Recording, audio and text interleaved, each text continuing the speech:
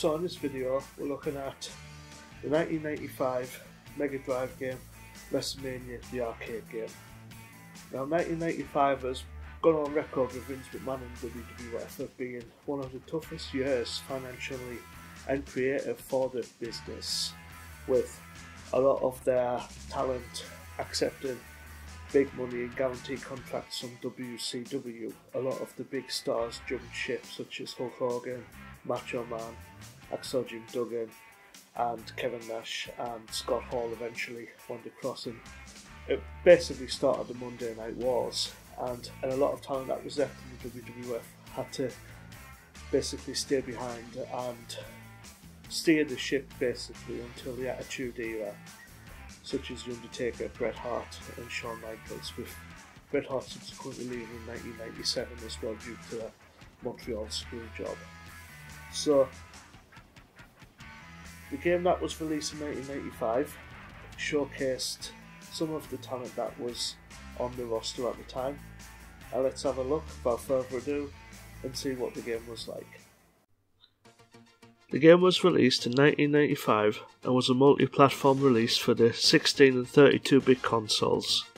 It was released on the Mega Drive and Super Nintendo, and for the 32-bit consoles, the Sega 32X, PlayStation, and later the Sega Saturn.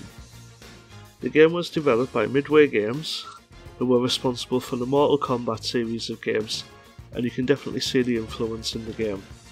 You can choose 8 superstars: Bret Hart, Undertaker, Shawn Michaels, Razor Ramon, Bam Bam Bigelow, Yokozuna, Doink the Clown and Lex Luger.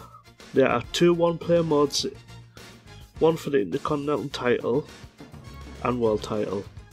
In the Intercontinental title game you must win 4 one-on-one matches, 2 2-on-1 matches and 1 3-on-1 match.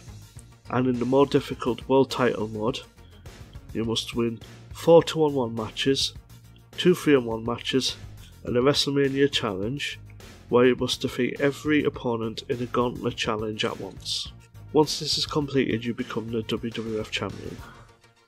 There are also 2-player campaigns for the tag team titles as well. The gameplay is stop motion graphics.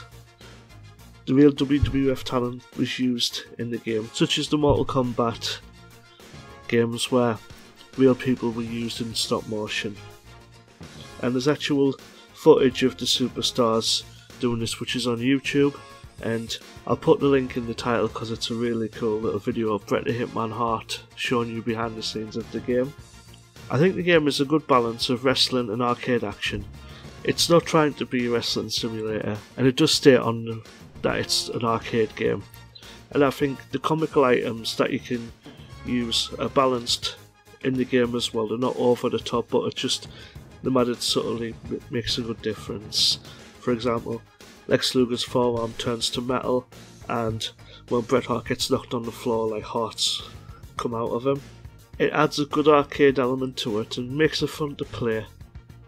And with the 16-bit version, it's good to hear Vince McMahon's commentary as well. Limited to the 16-bit, I believe the 32-bit has a lot more commentary, but it's still good to hear Vince McMahon on it as well. The game is fun to play, and it's a really good bridging game for the 16-bit to 32-bit, one of the last of the 16-bit games to be released for the Mega Drive for wrestling games.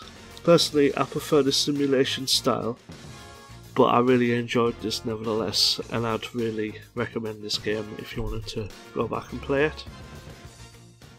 So yeah, the game is really fun to play. I think the arcade style, it's not too over the top. I played the sequel to this on the PlayStation in your house, and I'm not a fan of that one, but I think this just has the aspects of the wrestling and the arcade just right for the game, so it's not bad at all. Like I said before, I preferred the simulation type, so when Warzone and Attitude came out, I preferred them much better than later on the SmackDown game, so we'll review them in due course. But I really enjoyed this game, it was really cool.